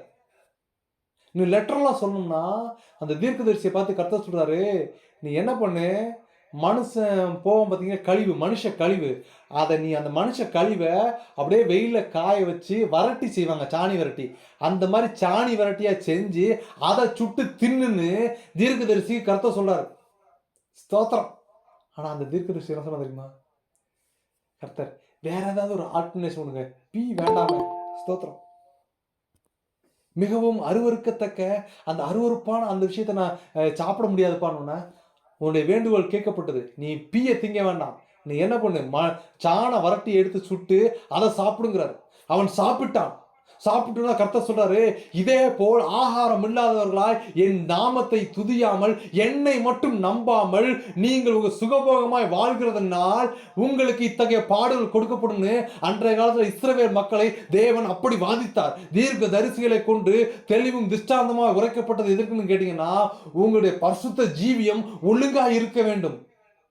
தீர்க்க தரிசனம் எதற்காக உரைக்கப்படுதுன்னா, உங்களுடைய பாவங்களை விட்டு தேவனிடத்தில் திரும்ப வேண்டும். கர்த்தருக்கு பிடிக்காத சுவாபங்கள் மாற்றம் வேண்டும். இதற்காகத்தான் தீர்க்க தரிசனம் உரைக்கப்பட்டது. இதற்காகத்தான் தீர்க்க தரிசிகள் பாடுகள் பட்டார்கள். இதற்காகத்தான் தீர்க்க தரிசிகள் ஆத்துமாக்களை தேவனுக்கு முன்பாக கொண்டு வரணும்னு ஒரு தெளிவும் திஷ்டாந்தமா இருந்தார்கள். ஆனால் இன்றோ தீர்க்க தரிசனம் என்பது எப்படிப்பட்டதாய்வென்றால், என்னுடைய நோய்கள் குணமாக வேண்டும், என்னுடைய வசதிகள் பெருக வேண்டும், நான் உலகத்தில் ஜீவியமாய் வாழ வேண்டும். சுகபோகமாய் வாழ்கிறவன் உயிரோடைய செத்தவன் வசனம் சொல்கிறதை அறிந்திருந்தும் இன்று கள்ள போதவர்களும் கள்ள தீர்க்கதரிசிகளும் எழும்பி கூடுமானால் தெரிந்து கொள்ளப்பட்டவர்களையும் வஞ்சிக்கத்தக்கதாக அற்புத அடையாளங்களை செய்து அதன் பின்னே ஓடுவீர்களானால் ஜாக்கிரதையா இருந்து கொள்ளுங்கள். நியாய தீர்ப்பின் காலம் சமீபமாய்விட்டது தேவ பிள்ளைகளை. இன்னும் அநேக விஷயம் கேட்டீங்கன்னா, யோனா ஒரு தீர்க்கதரிசி. அவன்கிட்ட கர்த்தர் என்ன சொல்றா தெரியுமா, யோனாவே நீ நினிவேக்கு போய் அவருடைய அக்கிரமம் பெருகிருச்சு, நீ அங்க போய் தீர்க்க தரிசனம் உரை, ஏனி 40 நாட்குள்ளே நினிவே என்ற ஒரு பட்டணம் இல்லாமல் முற்றிலுமா அழிக்கப்படும். எப்படி சோதம் கமாரா அழிக்கப்பட்டதோ அதுபோல் அழிக்கப்படும் என்கிற ஒரு தீர்க்க தரிசனத்தை உரைக்கும்படியாக யோனாவை அனுப்பினார். ஆனால் யோனாவோ அவன் என்ன பண்ணான்னு கேட்டீங்கன்னா, கர்த்தர் சொல்றாரு, அவன் அனுப்பதற்கு முன்பதாகவே தேவன் கடலிலே தேவன் யோனா முழுங்கும்படியாக ஒரு பெரிய மீனை ஆயத்தம் பண்ணி வைத்திருந்தார். தேவ பிள்ளைகளை, இன்று உங்களுக்கும் எனக்கும் தேவ சமூகத்தை விட்டு தேவனை நம்புகிற நம்பிக்கையை விட்டு சில நேரங்களிலே சில சூழ்நிலைகளிலே என் தேவனுடைய அன்பை நம்முடைய தேவனுடைய அன்பை மறந்து விட்டு என்னுடைய பாரங்கள் பெரிதா இருக்கிறது, என்னுடைய கஷ்டங்கள் பெரிதா இருக்கிறது, என்னுடைய தேவைகள் சந்திக்கப்படவில்லையே, இதில் நான் என்ன செய்வேன் என்று தேவனை சார்ந்திருக்கிற சார்பில் இருந்து கொஞ்சம் விலகிறோம். உலகத்தின் காரியத்தோடு இடைபடுறோம். அப்ப என்ன நடக்குது தெரியுமா? நமக்கு போராட்டம், நமக்கு கஷ்டம், நிம்மதி இல்லை. ஆனா கர்த்தர் என்ன பண்றாருன்னு கேட்டீங்கன்னா, ஸ்தோத்திரம், நமக்காக ஒரு தூதனை வைத்திருக்கிறான்னு போன வாரம் பார்த்தோம். ஒவ்வொரு மனுஷனுக்காக கர்த்தர் ஒவ்வொரு தூதனை ஆயத்தப்படுத்தி வைக்கிறார். இன்று நான் என்னுடைய பிள்ளைகளை கூப்பிட்டுட்டு பார்க்ல போய் விளையாட வைக்கிற நேரத்துல கர்த்தர் அங்கு ஒரு பாடத்தை எனக்கு கற்பித்து கொடுத்தார். என்னுடைய சிறு பொண்ணு விளையாண்டுகிட்டு இருந்தது என்ன நடந்ததுன்னு கேட்டீங்கன்னா, கர்த்தருடைய நாமம் மகிமைப்படுவதற்காகவே சொல்லுகிறோம். என்னுடைய இளைய பொண்ணு விளையாண்டுகிட்டு இருந்தா, நல்ல பொண்ணு, மூத்த பொண்ணு, சின்ன பொண்ணு விளையாண்டுருந்த இளைய பொண்ணுன்னா இந்த கொரியா நாட்டை சேர்ந்த ஒரு பையன் வந்தவொடனே அவனை பார்த்த அந்த பையன், அவனும் சின்ன பையன் தான், அவனுக்கு இவளோட பார்த்தோன்னு இவளோட விளையாடணும்னு ஒரு ஆசை. இவன் பின்னாடியே ஓறான். அவனை பார்த்தோன்னு இவன் பயந்து ஓடி வந்து என் பக்கத்துல இருந்து உட்காந்துக்கிறான். அப்புறம் நான் திரும்ப என்ன சொல்றேன்னா, ஒன்றும் இல்லம்மா, போய் விளையாடுமா, தேற்றி அனுப்புகிறேன். திரும்பியும் போறா, திரும்பியும் வாரா. இப்படியே ஒரு 4 முறை நடந்தது. 5வது முறை அவள் பக்குவமாகி விட்டாள். ஸ்தோத்திரம், ஸ்தோத்திரம். பக்குவமானது மாத்திரம் கிடையாது, கொஞ்ச நேரம் கழிச்சதுக்கு அப்புறம் அவள் என்ன செய்ய ஆரம்பிச்சிட்டான்னா, அந்த பையனோட கொஞ்சம் விளையாட ஆரம்பிச்சிட்டான். இதுல கர்த்தர் நமக்கு சொல்ற விஷயம் என்னன்னு கேட்டீங்கன்னா, நான் கர்த்தருடைய சமூகத்தை, கர்த்தரை நம்புகிற நம்பிக்கையை விட்டு நான் போயிட்டேன், தூரமா போயிட்டேன். நான் இப்ப வந்திருக்கிறேன். என்னை ஏற்றுக்கொள்வாரா? நான் இதற்கு சரியானவனா? அப்படி யோசிக்கவில்லை. யோனாவுக்கு கட்டளை கொடுத்த போதும் அவன் என்ன பண்ணானா, நினிவேக்கு போ என்கிற சூழ்நிலை கட்டளைகள் கொடுக்கப்பட்டும் அவன் தர்சீசுக்கு ஓடி போனான். அதனால்தான் வசனம் ரொம்ப தெளிவா சொல்லுது, அவனை அனுப்புறதுக்கு முன்னதாகவே கர்த்தர் அங்க மீன் ரெடி பண்ணி வச்சிட்டார். He know everything. நம்முடைய தேவனுக்கு எல்லாம் தெளிவும் திஷ்டாந்தமுமாய் தெரியும். என்னுடைய மகன் என்னுடைய சமூகத்தை விட்டு தன்னுடைய உலக மனுஷனுடைய சூழ்நிலைகளையும் உலக மனுஷனுடைய ப்ரெஷர்லையும் அவங்க கொடுக்குற விஷயத்திலையும் தாங்காம சில நேரங்கள் அவருடைய சத்தத்திற்கு செவி கொடுத்து போய்விடுகிறான். ஆனாலும் மகனே உன் நெஞ்ச எனக்கு தாராயோ, மகளே உன் நெஞ்ச எனக்கு தாராயோ, மோட்ச வாழ்வை தருவே எதிர்பாராயோ, மோட்ச வாழ்வை தருவே எதிர்பாராயோ, அகத்தின் அழுக்கை எல்லாம் துடைப்பேனே, அகத்தின் அழுக்கை எல்லாம் துடைப்பேனே, பாவ அழுக்கை நீக்கி சுகம் அளிப்பேனே, பாவ அழுக்கை நீக்கி சுகம் அளிப்பேனே, மகனே உன் நெஞ்ச எனக்கு தாராயோ, மகளே உன் நெஞ்ச எனக்கு தாராயோ, மோட்ச வாழ்வை தருவே எதிர்பாராயோ. ஸ்தோத்திரம். யோனாவுக்கு மீனை ஆயத்தம் பண்ணது மாத்திரம் கிடையாது, அவனை கடல்ல தூக்கி போட்டதுக்கு அப்புறம் 3 நாள் பிரயாணம் பண்ணி நினிவேல போய் கக்குச்சு. ஸ்தோத்திரம். தீர்க்கதரிசியில கொண்டு அவர் அங்க எச்சரிக்கிறார். அந்த நினிவே பட்டணம் திருந்துச்சு. அதே மாதிரி இங்க இன்னொரு சம்பவம் நடக்குது.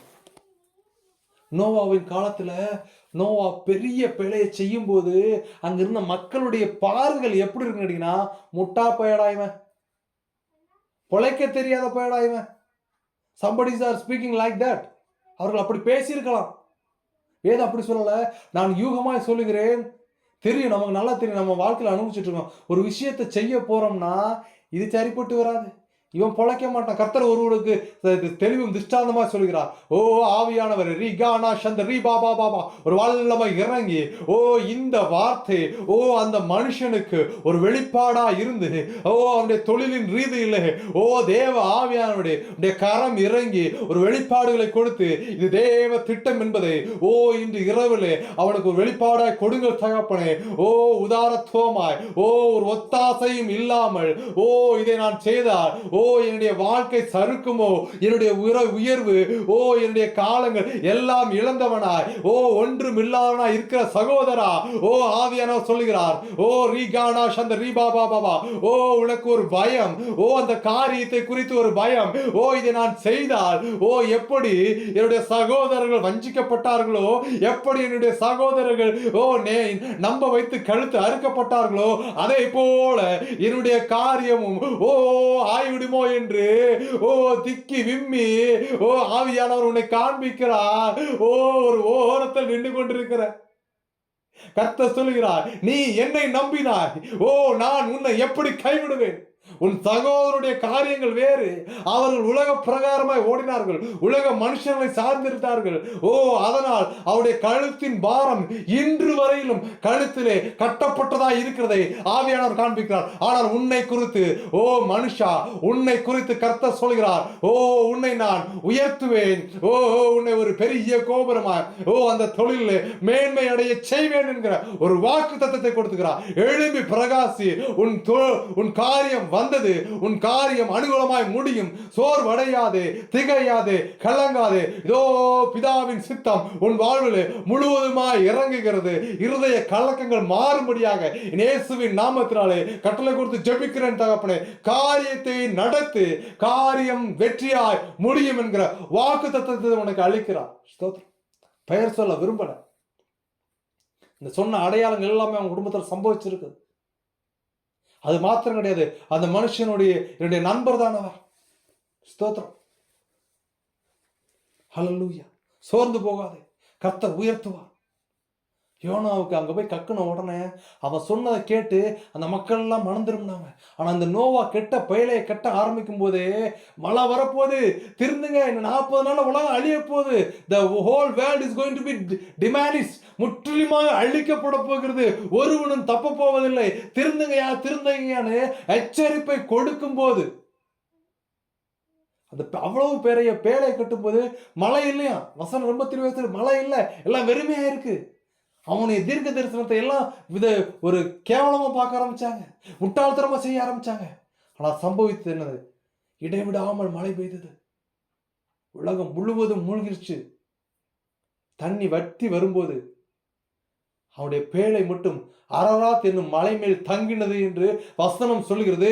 அந்த வசனத்தின்படியே இன்று வரையிலும் அந்த அரராத் என்ற மலையின் மீது இந்த நோவாவின் பேழை இருக்கிறது.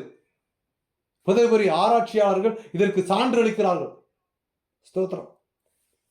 வேதத்தில் எழுதியிருக்கிற ஒவ்வொரு விஷயமும், ஒவ்வொரு ராஜாவும், ஒவ்வொரு சம்பவங்களும் இன்றும் உறுதி என்பதை புதைபொருள் ஆராய்ச்சியாளர்கள் இன்று வரை கண்டுபிடித்து, இந்த விஷயம் இது வேதத்தில் இந்த இடத்துல இந்த ராஜாவை பற்றி சொல்லப்பட்டிருக்கிறது என்பதை தெளிவும் திஷ்டாந்தமாய் ஆணித்தனமாய் வெளிப்படுத்திக் கொண்டிருக்கிறார்கள். என் வேதம் கதை அல்ல, என் வேதம் கற்பனை காப்பியம் அல்ல, இது நடந்த சரித்திரம், நடக்க போகிற காரியங்களையும், நடந்து முடிந்தது, நடந்து கொண்டிருப்பது, நடக்க போகிறது, எல்லாவற்றையும் தெளிவும் திஷ்டாந்தமாய் சொன்ன ஒரே ஒரு புஸ்தகம் உலகத்திலே என் தேவனுடைய கையினால் எழுதப்பட்ட இந்த வேதத்தை தவிர வேறு ஒன்றுமே இல்லை.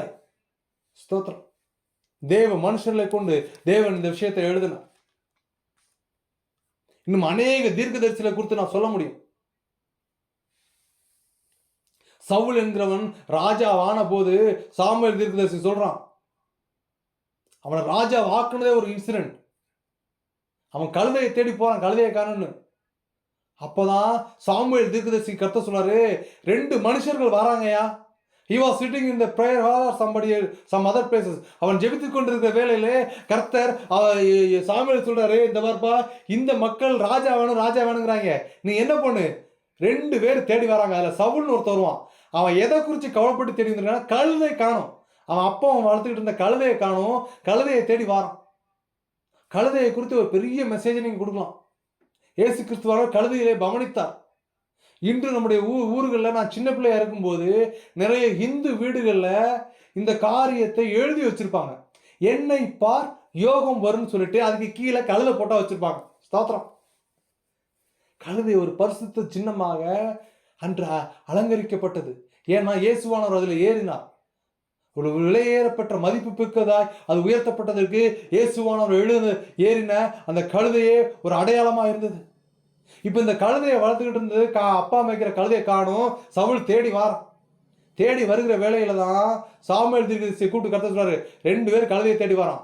அதுல ஒருத்தன் பேர் சவுல். அவனை தான் இந்த ராஜ்யத்துக்கு நான் ராஜாவை அபிஷேகம் செய்கிறேன்னு அவனை அங்கீகரிக்கிறான். அங்கீகரிக்கிறது மாத்திரம் கிடையாது, அவனை கூப்பிட்டு சாமுவேல் தீர்க்கதரிசி சொல்றான், கர்த்தர் உன்னை ராஜாவா ஆக்க போறாங்க. அப்ப சாமுவேல் என்ன சொன்னான் தெரியுமா? இந்த ஜாதியிலேயே, அதாவதுனா ஜாதிகள் எப்போ அங்க அந்த ஜாதிகள் பிரிக்கப்படுதுன்னு கேட்டீங்கன்னா, ஒரே ஒரு தகப்பன் யூதாவுக்கு 12 புத்திரர்கள். அதுல 12வது பிறந்த 11வது பிறந்த யோசேப்பு, 12வது பிறந்தவன் தான் பென்யமீன். இப்ப இந்த பென்யமீன் கோத்திரத்துல தாத்தா பாட்டி அப்படியே அந்த அவங்க சந்ததி வரும்போது அதுல வர்றவன் தான் இந்த சவுல். சவுலை கொடுத்து ராஜாவான்னு சொல்லும் போன சவுல் வாயிலிருந்து வர்றது முதல் விஷயம் என்னன்னு கேட்டீங்கன்னா, பென்யமீன் கோத்திரத்திலே என்னுடைய கோத்திரம் சின்னது, எங்க தாத்தா பென்யமீன். பட் அந்த அதுக்கு அப்ப அந்த மாதிரி 4-5 பேர் பிறந்து அந்த ஜென்ரேஷன் வரும்போது அதுல இருக்கிறதுலே என்னுடைய கேஸ்ட், என்னுடைய சப்ரிஜியன் ரொம்ப லோ பீப்புள் இருக்கும், ரொம்ப கம்மியானவர்கள் இருக்கும். எங்களை என்ன எப்படிப்பா ராஜாவாக்க போறீங்க அப்படிங்கிற. இன்னைக்கு நம்ம தேவ பிள்ளைகளுக்குள்ள ஒரு பயம் என்னன்னா, ஏன் நான் இருக்கிறதுல சின்னவன், எனக்கு இது தகுதி கிடையாது, நான் இதற்கு பாத்திரவான் அல்ல. கர்த்தர் உன்னையே அலங்கரிக்க போகிறார், கர்த்தர் உன்னையே உயர்த்த போகிறார். ஓ தாழ்மையில் இருந்தவனை உயர்த்துவதற்கும் எளிமையில் இருந்தவனை ராஜா வாக்குவதற்கும் என் தேவனால் கூடும். ஓ ஆடு மேய்த்த தாவீதை கர்த்தர் உயர்த்தினார். ஓ வேதத்தை நீங்கள் தொடர்ந்து வாசித்து பாருங்கள். ஓ எவர்கள் அற்பமாய் எண்ணப்பட்டார்களோ, எவர்களை இந்த உலகம் புறக்கணித்ததோ, எவர்கள் இதற்கு சரிப்பட்டு வர மாட்டார்கள் என்று அங்கீகரித்ததோ அவர்களை என் தேவன் உயர்த்தினார். நம்முடைய தேவன் சொல்லுகிறார், ஓ நான் நம்புகிறேன், நீங்கள் நம்புகிற நம்முடைய தேவன் சொல்லுகிறார், ஓ நீங்கள் சிறுமையானவர்கள் அல்ல, நீங்கள் தாழ்த்தப்பட்டவர்கள் அல்ல, நீங்கள் பிற்படுத்தப்பட்டவர்கள் அல்ல, நீங்கள் புறஜாதிகள் அல்ல, நீங்கள் வருமானத்தில் கம்மியா இருக்கிறது கிடையாது. நான் உங்களை பரதேசிக்கு ஆயத்தம் படுத்தும்படியாக உங்களை நான் உயர்த்த போகிறேன். ஓ ஹalleluya ஹalleluya ரிகானா சந்த ரிபாபாபாபா. ஓ இது ஒரு கழுகு எழும்பி பிரகாசிக்கிறது, ஒரு கழுகு எழுப்பி பிரகாசிக்கிறது. ஓ உங்கள் பொருளாதாரம் மாத்திரம் கிடையாது, உங்கள் ஆவிக்குரிய வாழ்க்கையிலும் கர்த்தர் உங்களை உயர்த்தும்படியாக ஓ சத்துருவின் கிரியைகளை ஒரு வெளிச்சம் அளிக்கிறது ஆவியானவர் காண்பிக்கிறார். சோர்ந்து போகாமல் பலன் உள்ளவனாயிரு. ஓ பலன், ஒரு தேவ பலன் ஓ வந்திருக்கிறவன் மீது இறங்கும்படியாக கட்டளை கொடுத்து ஜெபிக்கிறேன் தகப்பனே. ஹalleluya. அவளத்தையும் சொல்லி அவளை ஆசீர்வாதத்தையும் கொடுத்து உயர்த்தினதுக்கு அப்புறம் சவுல் என்ன பண்ணான் தெரியுமா? சாமுவேல் தீர்க்கதரிசி போறான், இந்த ஒரு ராஜா அங்க இருக்கிறான், அவனை போய் நீ என்ன பண்ணா வெட்டி அழிச்சிட்டு அங்க இருக்கிற எதையுமே எடுக்காத, you have to destroy everything, எல்லாத்தையும் ஃபயர் பண்ணி எரிச்சிருன்னு ஒரு கட்டளையை கொடுத்து சாமுவேல் தீர்க்கதரிசிக்கு அனுப்புனா என்ன பண்ணார் தெரியுமா? அந்த ராஜாவை அங்கேயே வெட்டி போடுனார். ஆனா வெட்டி போடாம, ஏன்னா அவன் என்ன பண்ணான், ரொம்ப வைராக்கியமா ரொம்ப நிறைய ராஜாக்களை தொந்தரவு பண்ணி நான் தான் அப்படிங்கிற ஒரு பெருமைக்கு வந்தவன். சவுல் கையில கர்த்தர் ஒப்பு கொடுத்தனா அவனை கொல்லல, அவனை சிறைப்பிடிச்சு கொண்டு வந்துட்டான். ஃபர்ஸ்ட் கட்டளை சாமுவேல் சொன்ன கர்த்தர் சாமுவேல் மூலமாய் சொன்ன வார்த்தையை அவன் அங்கீகரிக்கவில்லை, ராஜாவை உயிரோட கொண்டு வந்துட்டான். ரைட்டு. ரெண்டாவது என்ன பிரச்சனை பண்ணான்னா, கர்த்தர் சொல்றாரு சாமுவேல்கிட்ட, இந்த பாருப்பா அவன் போரெல்லாம் முடிச்சிட்டான், எல்லாம் முடிச்சு எல்லாம் வந்துட்டாங்க, நீ இப்போ அவன்கிட்ட போ அப்படிங்கிறாரு. காட் கேவிங் மோர் என்ன சொல்றது கேட்டீங்கன்னா, காட் இஸ் டோட்டலி டிசப்பாயின்மெண்ட். கர்த்தருடைய ஆவியிலே ஒரு சோர்வு ஏற்பட்டு ரொம்ப கோபமா, he was getting angry. அவர் ஒரு கோபத்தில் சொல்றாரு, just go and see them what he did. நீ போய் பாரியா. சாமுவேல் தீர்க்கதரிசி சொல்றாரு, நீ போய் பாரு என்ன செஞ்சிருக்கான்னு பாரு. அவன் முதல்ல வரும்போது என்கிட்ட ஒண்ணுமில்ல அது இல்லை இது இல்லைன்னு கெஞ்சி கூத்தாடி வந்தான். ஆனால் ஆதியில் இருந்த அன்பை விட்டு விட்டார்கள் என்கிற தேத்ரா சபைக்கு ஆவியானவர் சொன்ன வசனம் இன்னைக்கு நிறைய சபைகளுக்கு பொருந்துகிறது. ஆதியில் அவர்கள் உட்கார்ந்து தேவ சந்நிதியில முழங்கால போட்டு அழுது உருவாக்கின சபை இன்று ஆவியின் வார்த்தையை சொல்வதற்கு, எச்சரிப்பை சொல்வதற்கு பயப்படுகிறார்கள். ஏன்னா விசுவாசி வரமாட்டான், காசு வராது, காசு வரலன்னா நானும் என் பொண்டாட்டி பிள்ளைகளெல்லாம் தின்னுட்டு கொழுத்து சுத்த முடியாது. நீ நரகத்துக்கு ஆயத்தப்படுத்திக் கொண்டிருக்கிறாய், நீ மாத்திரமல்ல திரள் கூட்டத்தை ஆயத்தப்படுத்திக் கொண்டிருக்கிறாய், உனக்கு வரும் சாபம் அதிகமா இருக்கும். எச்சரிப்பை சொல், தேவை எச்சரிப்பை சொல். ராஜா வரப்போகிறார். இதே வார்த்தை தான் சாமுவேலுக்கு உண்டாகி போய் சொல்றான். ராஜா உயிரோட கொண்டு வந்துன்னு சொல்லிட்டு ராஜா வெட்டி போடணும்னு போறான். அங்க போய் பார்த்தா ராஜாட்ட பேசிட்டு இருக்கும்போது நிறைய ஆடு மாடு சத்தெல்லாம் கேக்கு. ராஜா மாளிகைக்குள்ள அங்க இருக்கிற ஆடு கத்தி காட்டி கொடுத்துருச்சு. சாமுவேல் கேட்கிறான், ஏ சவுலே அங்க என்ன ஆடு மாடு சத்தெல்லாம் அதிகமா இருக்கு? அப்ப அப்போ சவுல் சொல்கிறான், இல்லை இல்லை, அங்கே இருக்கிற ஆடு மாடுகளெல்லாம் ரொம்ப செழிப்பும் கொழுமையாக இருந்துச்சு, அதனால் எல்லாத்தையும் சிறைப்பிடிச்சு கொண்டு வந்துட்டாங்க. அதில் நம்ம கொஞ்சம் நம்ம கர்த்தருக்கு கொஞ்சம் காணிக்கை கொடுத்துடலாம். பரிதானம், லஞ்சம், கர்த்தருக்கே காஞ்சி லஞ்சம். என்னடா நீ பிச்சைக்கார பயலா இருந்த, உன்னுடைய சந்ததியிலே ரொம்ப ஸ்தோத்திரம், ஹல்லேலூயா, ஸ்தோத்திரம் ஸ்தோத்திரம் ஸ்தோத்திரம் ஸ்தோத்திரம் ஸ்தோத்திரம் ஸ்தோத்திரம் ஸ்தோத்திரம், ஹல்லேலூயா, ஸ்தோத்திரம். சாரி, ஸ்தோத்திரம், அவங்க மியூட் ஆன் பண்ணிட்டாங்க, சாரி. ஹல்லேலூயா, ஸ்தோத்திரம் ஸ்தோத்திரம் ஸ்தோத்திரம் ஸ்தோத்திரம் ஸ்தோத்திரம் ஸ்தோத்திரம். இப்போ இந்த விஷயங்களை கேள்விப்பட்ட உடனே சவுல் என்ன பண்றான்னா, ஐயோ தப்பு பண்ணிட்டேனே அப்படிங்க. ஆனா தப்பு பண்ணிட்டேமேன்னு மன்னிப்பு கேட்கல, கொஞ்சம் லஞ்சத்தை கொடுத்துடலாம் கர்த்தருக்கு அப்படிங்கிறான். அவனுடைய சாவு, அவனே என்ன பண்ணான்னா, ஒரு ராஜாக்கள் சுத்தி வந்து அவனை அழிச்சு போடுறாங்க. மலையில அவனே ஈட்டியை வச்சு குத்தி செத்து போறான். அந்த ஈட்டி மேல விழுந்து செத்து போறான். ஸ்தோத்திரம். ஆசீர்வதிக்கப்பட்டவன், ராஜாவாய் உயர்த்தப்பட்டவன், அபிஷேகம் பண்ணப்பட்டவன், உலகத்தின் பொருள்கள் மீது தன்னுடைய கண்ணை செலுத்த ஆரம்பிச்சான். இதே விஷயத்தை தாவீதும் செஞ்சான். ஆனால் அவன் என்ன பண்ணான்னா, தான் செய்த தவறை உணர்ந்தான், மன்னிப்பு கேட்டான். தேவ சந்நிதியில அநேக சங்கீதங்கள், சங்கீதம் 50ஆம் அதிகாரத்தை அவன் எப்போ எழுதுனான்னா, பச்சைவாட்ட பாவம் பண்ணதுக்கு அப்புறம் ஒரு உத்தமனாகிய உஷியாவை தன்னுடைய போர் தளபதியை கொல்றதுக்கு எல்லா காரணமா இருந்துட்டு எல்லா பாவத்தையும் செஞ்சதுக்கு அப்புறம் தான் செய்த பாவத்தை குறித்து வருந்தி அழுது எழுதுறான். ஸ்தோத்திரம். இன்னைக்கு நம்மள அநேகர் தீர்க்கதரிசிக்கிட்டு இருந்து நமக்கு வர வேண்டிய வார்த்தை எப்படி இருக்கும்னா, ஒரு ஆசீர்வாதமா இருக்கணும். என்னுடைய செல்வம் பெருகுவதா இருக்க வேண்டும், நாங்கள் உலகத்தில் செழிப்பா இருக்க வேண்டும். வசனம் இருந்தது, தா தா என்கிற 2 ஸ்திரீகள் உண்டுன்னு ஒரு வசனம் உண்டு. போதும், இன்னைக்கு நிறைய பேருடையனா, எனக்கு கர்த்தர் கொடுத்திருக்கிற இந்த ஜீவனும், கர்த்தர் கொடுத்திருக்கிற இந்த பலனும், இந்த சமாதானமும் போதுங்கிற ஒரு மனப்பான்மை இன்னைக்கு நிறைய மனுஷர்களுக்கு வரவே இல்லை. ஏன் சொல்லுங்க? அவர்கள் உலகத்தை சார்ந்து they are always comparing someone else. அவர்கள் வேறு ஒரு மனுஷர்களை ஒப்பிட்டு ஒப்பிட்டு ஒப்பிட்டு தங்களுக்கு கிடைத்த ஒரு வாழ்க்கையை கர்த்தருக்குள்ள வாழ்ந்து இதற்கப்புறமா பரலோகத்துக்கு போக வேண்டிய திட்டத்தை இழந்து விடுகிறார்கள். ஜாக்கிரதையா இருக்கும்.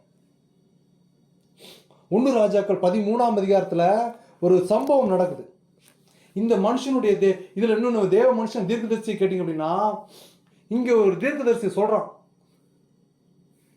கர்த்தர்னா ஒரு தீர்க்கதரிசியை பார்த்து, நீ நேரம் பெத்தேலுக்கு போ. 1 ராஜாக்கள் 13ஆம் அதிகாரம் நீங்க படிச்சு பார்த்தீங்கன்னா தெரியும். ஒரு தேவ மனுஷனை பெத்தேலுக்கு போ, அங்க யெரொபெயாம் தூபம் காட்டிட்டு இருப்பான். அவன் மேல போயிட்டு நீ சொல்லு, என்ன சொன்னா, யோசியா என்னும் பேர்ல ஒரு குமாரன் பிறப்பான், அவன் உன்மேல் தூபம் காட்டுகிற மேடைகளின் ஆசாரிகள் உன்மேல் பலியிடுவான், மனுஷரின் எலும்புகளும் உன்மேல் சித்தரிக்கப்படும் என்பதற்கு கர்த்தர் இருக்கிறார் என்று கர்த்தருடைய வார்த்தையை கூறி. இப்போ கர்த்தர் என்ன சொல்றான்னா, யெரொபெயாம் உனக்கு ஒரு பையன் பிறப்பான்பா, அந்த பையன் பேரு யோசியா. அவன் என்ன பண்ணுவான்னா, யார் யார் கர்த்தருக்கு ஊழியம் செய்கிறார்களோ, அதாவது இயேசு கிறிஸ்துவ குறித்து பிதாவை குறித்தும் தேவ ஆசாரிய ஊழியம் செய்கிறார்களோ, அவங்க எல்லாருடைய கழுத்தையும் வெட்டி, அது மாத்திரம் கிடையாது, அவங்களை எப்படி வெட்டுவான்னா, நீ இப்போ யெரொபெயாமே நீ வந்து தேவனுக்கு பயந்து இந்த மேடை மேலே தூபம் கட்டிடுவ, இதே மேடை மேலே தான் என்ன பண்ணுவான்னா, உன் பையன் வந்து இந்த ஆசாரிகள் எல்லாருடைய கழுத்தையும் வெட்டி கொள்ளுவான்னு சொல்லுவான். சொல்றது மாத்திரம் கிடையாது, அதுக்கப்புறம் இன்னொரு அடையாளத்தையும் சொல்லுவோம். என்ன அடையாளம்னு கேட்டீங்கன்னா, அன்றைய தினம் 1 ராஜாக்கள் 13:3 சொல்லுது, அன்றைய தினம் அவன் ஒரு அடையாளத்தையும் சொல்லி, இதோ இந்த பலிபீடம் வெடித்து அதன் மேலுள்ள சாம்பல்கள் கொட்டுண்டு போகும், கர்த்தர் உதைத்ததற்கு இதுவே அடையாளம் என்றான். எப்பா இது நடக்கிறதுக்கு என்ன அடையாளம்? இன்னைக்கே நீ வந்து இந்த பீடத்து மேல இருக்கு பார்த்தியா, இந்த பீடம் என்ன பண்ணா வெடிக்கும், வெடிச்சு இதுக்கு மேல சாம்பல் எல்லாம் கொட்டும், இது இன்னைக்கே நடக்கும், இதுதான் கர்த்தர் சொல்றதுக்கான ஒரு அடையாளம். இந்த விஷயத்தை கேட்டோன்னா ராஜா யெரொபெயாம் என்ன பண்றான்னா, கையை நீட்டி அவனை பிடிங்கடான்னு கையை நீட்டான். என்ன சம்பவிச்சு தெரியுமா? நீட்டின கையை மடக்கவே முடியாம அப்படி நின்றுட்டான். ஒரு ராஜா. ஸ்தோத்திரம். சோர்ந்து போகாத தேவ பிள்ளை, கர்த்தர் சொல்கிறார், உனக்கு விரோதமாய் எழும்புகிற சத்துருடைய காரியங்கள் வாய்க்காதே போகும். உன் பக்கம் 1000 பேர், உன் வலது பக்கம் 1000 பேரும் 10000 இருந்தாலும் அது உன்னை அணுகாது, அது உன்னை சேதப்படுத்தாது. வசனம் அப்படித்தான் சொல்லுது. தேற்றவாளனை நமக்கு அனுப்பி இருக்கிறார். நமக்கு ஒரு ரட்சகர் உண்டு. ஸ்தோத்திரம். இந்த சம்பவத்துக்கு முன்னாடி இன்னொரு சம்பவத்தையும் சொல்றேன். ஹல்லேலூயா.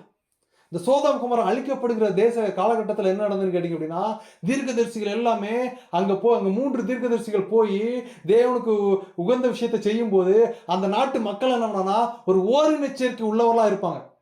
அவங்க என்ன பண்ணுவாங்கன்னா, புது மனுஷங்க ஊருக்கு வந்திருக்காங்க, அவங்களை வெளியே கொண்டு வா, அவங்கள நாங்கள் ரேப் பண்ணோம், ஹோமோசெக்சுவாலிட்டி அங்கே அதிகமாச்சு, அவங்களை நாங்கள் அழிக்கணும்னு சொல்லுவாங்க. அப்போ அந்த லோத்து யாருன்னு கேட்டீங்கன்னா, ஆபிரகாமுடைய சகோதரனுடைய மகன் தான் லோத்து. அந்த லோத்து சொல்லுவான், என்கிட்ட 2 பெண்கள் இருக்காங்க, அந்த 2 பெண்களும் ஏஜ் அட்டன் பண்ணிட்டாங்க, அவங்களுக்கு இன்று வரை நான் திருமணம் செஞ்சு விடல, நீங்க உங்களுக்கு விருப்பம் இருந்தால் அந்த பொண்ணுகளுக்கு என்ன முடியுமோ சொல்லுங்க, இந்த மனுஷர்களை விட்டு விடுங்கிறான். ஆனா அவங்க விட மாட்டாங்க. ஆனா சம்பவிச்சு தெரியுமா, அந்த தேவ மனுஷர்கள் அங்க இருக்க எல்லாத்துக்கும் குருட்டாட்டம் பண்ண வச்சிருவாங்க. தேவ மனுஷன், தேவன் நம்பி இருக்கிற உங்களுக்கு நீங்கள் ஜெபிக்க தொடங்கி, நீங்க கர்த்தர் சந்நிதியிலே உட்கார்ந்து அழுது கர்த்தருக்கு பிரியமாய் இங்க நடக்க ஆரம்பிக்கும் போது ஒரு பிரச்சனை வருகிறது, ஒரு சோர்வு வருகிறதுனா, நீங்கள் உங்கள் அறைகளுக்குள்ளே நின்று முழங்கால் போட்டு தேவனை நோக்கி, தேவனை இந்த காரியத்தில் எனக்கு ஒத்தாசை உம்மிடத்திலே இருந்து வரட்டும் என்கிற ஒரு ஆலோசனையும் ஒரு சத்தத்தையும் நீங்கள் கொடுப்பீர்கள் என்றால், உனக்கு விரோதமா அங்க ஒருத்தர் குழி தோண்டிட்டு இருப்பான் பார்த்தியா, அந்த குழியில அவனை விழ வைப்பார்னு வேதம் உங்களுக்கு தெளிவும் திஷ்டாந்தமா சொல்லுகிறது. ஸ்தோத்திரம். இந்த இடத்துல என்ன நடந்ததுன்னு கேட்டீங்கன்னா, அவன் சொன்னபடியே அன்று சாயங்காலமே அந்த தேவ மனுஷன் சொன்னபடியே அந்த பீடம் வெடித்து சிதறிச்சு. உடனே ராஜா பயந்துட்டான். முதல்ல ராஜா நீட்டின கையை மடக்க முடியல ஃபர்ஸ்ட். 2வது அவன் சொன்ன அந்த தீர்க்க தரிசனம் அன்றைய தினமே நிறைவேறிச்சு. 2 விஷயத்தை பார்த்தோன்னே யெரொபெயாம் ஒத்துக்கிட்டான். எப்பா, கர்த்தர் பெரியவர், தயவு செஞ்சு உன் கர்த்தர்ட்ட மண்டாடி, என் கையை நீட்டபடியே இருக்கு, என்னால மடக்க முடியல, எந்த மருத்துவம் வந்தாலும் அதை ஒன்று கையை ஒடிச்சாதான் முடியும், ஆனால் உன் கர்த்தரை நோக்கி ஜெபம் பண்ணணும்னு யெரொபெயாம் சொல்றான். அப்ப அந்த தீர்க்கதரிசி என்ன பண்ணான்னு கேட்டீங்கன்னா, 1 ராஜாக்கள் 13ஆம் அதிகாரம் 6ஆம் வசனம், அப்பொழுது ராஜா தேவனுடைய மனுஷனுக்கு பிரயோஜனமாக, நீ உன் தேவனாய கர்த்தருடைய சமூகத்தை நோக்கி வேண்டிக் கொண்டு என் கை முன்போல் இருக்கும்படி எனக்காக விண்ணப்பம் பண்ண வேண்டும் என்றான்.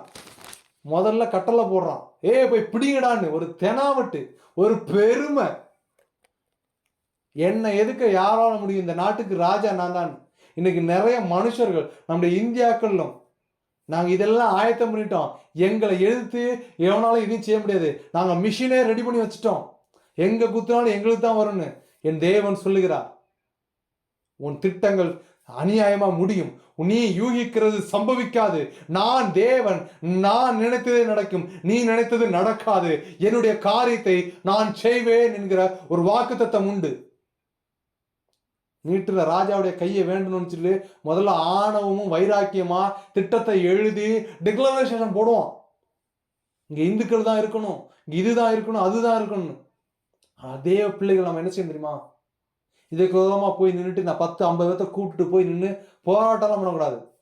முழங்கால உள்ள முடக்குங்க, அழுது ஜெபம் பண்ணுங்க, கர்த்தரை நோக்கி பாருங்கள்.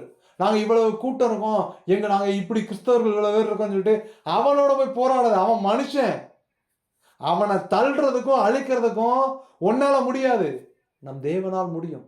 உங்கள் அறையிலுள்ளே சென்று தேவனை நோக்கி கண்ணோக்கி பாருங்கள், தேவன் காரியத்தை வாய்ப்பார். அப்ப என்ன நடந்ததுன்னா, அப்பொழுது தேவனுடைய மனுஷன் கர்த்தருடைய சமூகத்தை நோக்கி வருந்தி விண்ணப்பம் செய்தான். ராஜாவின் கை முன்னிருந்தபடியே சீர்பட்டது. அப்ப இங்க இன்னொரு விஷயம் நடந்தது தெரியுமா, இப்ப அந்த ராஜா என்ன பண்றான், என்னுடைய குமாரன் மூலமா அழியும்னு சொன்னேன், அதுக்காக நான் அவனை கொல்லணும்னு நினைச்சேன், ஆனால் என்னுடைய கையும் இப்படி இருந்தது சரியாயிருச்சு, ஆனால் கர்த்தர் சொன்னது சம்பவிக்கும்னு எனக்கு தெரியும். இப்ப ராஜா அந்த தீர்க்கதரிசியை பார்த்து சொல்றான், நீ என் வீட்டுக்கு வா, நீ நான் உனக்கு விருந்து பண்ணி நிறைய காசெல்லாம் கொடுத்து உன்னை அப்படியே செழிப்பா அனுப்புங்கிறான். வசனம் ரொம்ப தெளிவா சொல்லுது பாருங்க. 1 ராஜாக்கள் 13ஆம் அதிகாரம் 7ஆம் வசனம், அப்பொழுது ராஜா தேவனுடைய மனுஷனை, எப்பொழுது அவன் கையெல்லாம் சரியாயிருச்சு, இவன் வருந்து ஜெபம் பண்ணோம்னா he was completely healed. அவனுக்கு பிரச்சனை, அவனுக்கு இருந்த பிரச்சனை எல்லாம் மாறி இருக்கும். ஒரு ஜெபம் என்ன பண்ணுது பாருங்க, the prayer have a power. மனுஷன்ட்ட போய் ரெக்வெஸ்ட் பண்ணி ரெக்கமெண்டேஷன் பண்ணி ஒன்றும் கிளிக்க முடியாது. நீங்க உட்கார்ந்து உங்கள் அறைகளிலே உட்கார்ந்து தேவனை நோக்கி, தேவனே எனக்கு இந்த காரியத்தை செய்யுங்கள் என்று நீங்கள் வருந்தி கேட்கும்போது அதற்கான பலன் வெளியரங்கமாய் இருக்கும் என்பதை தேவன் இந்த இடத்துல உங்களுக்கு வாக்கு தத்தமாய் கொடுக்கிறார். தேவ பிள்ளைகளே, அவன் வருந்தி கேட்டவன ஹீல் ஆயிட்டான் அந்த யெரொபெயாம் ராஜா. அப்ப அந்த யெரொபெயாம் ராஜா அவனை கேட்கிறான், அவனை கூப்பிட்டு சொல்றான், அப்பொழுது 1 ராஜாக்கள் 13:7 அப்பொழுது ராஜா தேவனுடைய மனுஷனை நோக்கி, நீ என்னோட கூட வீட்டுக்கு வந்து இளைப்பாறு, உனக்கு வெகுமானம் தருவேன் என்றான். ஆயா என் வீட்டுக்கு வா. நான் ராஜா சொல்றான். ராஜானா அப்படின்னா எவ்வளோ பெரிய பங்களா, எவ்வளோ பெரிய செல்வ செழிப்பு. நம்மகிட்ட இப்போ உதாரணத்துக்கு நம்ம ஊரில் ஒரு வார்டு மெம்பரே பெரிய பங்களா வச்சுருக்கான். அப்போ வார்டு மெம்பர்லேருந்து நீங்கள் அடுத்து போனீங்கன்னா பிரசிடென்ட்லேருந்து அப்படியே மேலே போனீங்கன்னா ஸ்தோத்திரம் அந்த பொசிஷன் அரசியல் ரீதியாக போனீங்கன்னா எம்எல்ஏ, எம்பி, முதலமைச்சர், பிரைம் மினிஸ்டர். அப்போ அவங்கெல்லாம் எவ்வளோ கோடி சொத்தை சேர்த்து எவ்வளோ பெரிய பங்களா வச்சுருந்துருப்பாங்க பாருங்க. அதே மாதிரி இந்த ராஜாவுக்கு சொல்றான், என்கிட்ட இருக்கு, நீ வந்து இளைப்பாருங்கிறான். அப்பதான் அந்த தீர்க்கதரிசி சொல்றான், எப்பா இங்க அனுப்புவதற்கு முன்னே முத கர்த்தர் அந்த தேவ மனுஷன் சொல்றான், முத கர்த்தர் எனக்கு கொடுத்த வாக்கு தத்த வார்த்தை என்னன்னு கேட்டீங்கன்னா, நீ அங்க போ, தீர்க்க தரிசனம் வர நடக்கும். அதுக்கு முன்னாடி நீ என்ன பண்ணணும்னா, நீ எந்த வழியா போறியோ அந்த வழியா திரும்பி வராத, வேற வழியா திரும்பி வா. First condition.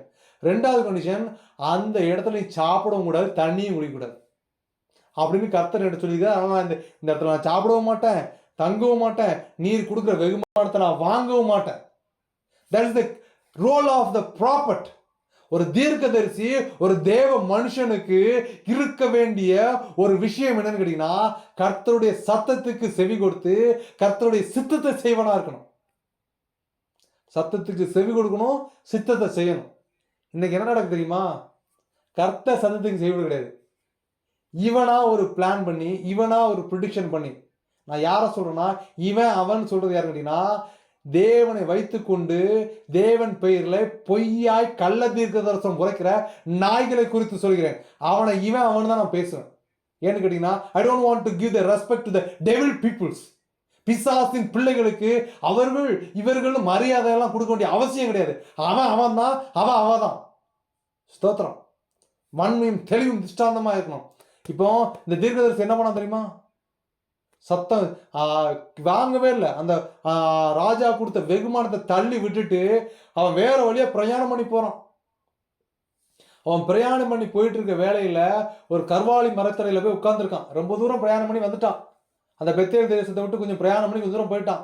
அப்போ நடந்த சம்பவத்தை அங்க இருந்த ஒரு அந்த தீர்க்கதரிசி, அந்த ஊர்ல பெத்தேல ஒரு கிழவனான ஒரு தீர்க்கதரிசி இருக்கான். இந்த விஷயத்தை எல்லாம் என்ன பண்றான்னா, அவருடைய மகன்கள் பார்த்து கொண்டு தன்னுடைய தகப்பனிடத்துல போய், இந்த மாதிரி ஒரு தீர்க்கதரிசி வந்தார், அந்த தேவ மனுஷன் தான் போட்டிருக்கு, அவனுடைய பெயர் கூட அந்த 1 ராஜாக்கள் 13ஆம் அதிகாரத்துல எழுதப்படவில்லை. அப்போ தேவ மனுஷன் வந்தா, அவன் சொன்னதெல்லாம் சம்பவிச்சது, இந்த மாதிரி நடக்கும்னு அடுத்து நடக்க போகிற விஷயத்தையும் சொன்னான உடனே இவன் என்ன பண்றான்னா, கழுதை எடுத்துட்டு பிரயாணம் பண்ணி போய் அந்த தீர்க்கதரிசிட்ட கர்வாலி மரத்துல இருக்கவன்ட்ட பார்த்துட்டு, ஏப்பா நீ வா ஊருக்கு பெத்தேலுக்கு வா, உனக்கு சாப்பாடு கொடுக்குறேன், சாப்பிட்டுட்டு தங்கிட்டு நீ நாளைக்கு போ அப்படிங்கிறான். அப்போ அந்த தீர்க்கதரிசி சொல்றான், இல்ல கர்த்தர் என்கிட்ட தெளிவு திஷ்டாந்தம் சொல்றாரு, நீ அந்த இடத்துக்கு சாப்பிடவும் கூடாது, அங்க எதுவும் வாங்கி புசிக்க கூடாது, நீ பிரயாணம் பண்ணி வெளியில வந்துட்டுங்கிறார். அப்ப அந்த கிளை தீர்க்கதரிசி என்ன பண்றான், பொய் சொல்றான். என்ன பொய் சொல்றான்னா, எப்ப ஏன்ட்ட ஒரு தூதன் வந்தான், அவன் என்ன சொன்னா, உன்னை கூட்டு போய் சாப்பாடு கொடுக்கணும்னு சொன்னான், அதனால தான் நான் அவனை கூப்பிட வந்தேன்னு ஒரு பொய்யை சொல்லிடுறான். சொன்ன உடனே அவன் பேச்சை கேட்டுக்கொண்டு இவனும் பிரயாணம் பண்ணி அங்க போறான். போய் நல்லா சாப்பிட்டு முடிச்சிட்டான்.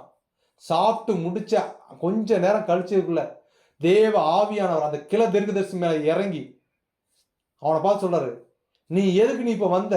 தேவ ஆவியானவர் சொல்கிறார், இன்று உன்னை ஒரு சிங்கம் காட்டுல பீறி கொன்று போடுங்கிறான். தீர்க்க தரிசனத்தை சொன்னா அந்த தீர்க்க தரிசனம் சம்பவித்தது. அவன் சொன்ன தீர்க்க தரிசனம் அடுத்து சம்பவிக்க போகிறது. ஆனாலும் அவன் கீழ்ப்படியவில்லை. கர்த்தர் சொன்ன ஒரு சின்ன விஷயத்துல அவன் வந்து என்னன்னா, இவர் தீர்க்கதரிசி தானே, இவர் சொன்னது நன்றா இருக்குன்னு சொல்லிட்டு தன்னுடைய கர்த்தர் தனக்கு கொடுத்த திட்டத்தையும் கர்த்தர் தனக்கு கொடுத்த வாக்குத்தத்தையும் விட்டு அவன் திரும்பி வேறு வழியாய் போக ஆரம்பிக்கிறான். இன்னைக்கு அநேகருடைய காரியங்கள் அப்படித்தான் போயிட்டு இருக்கு.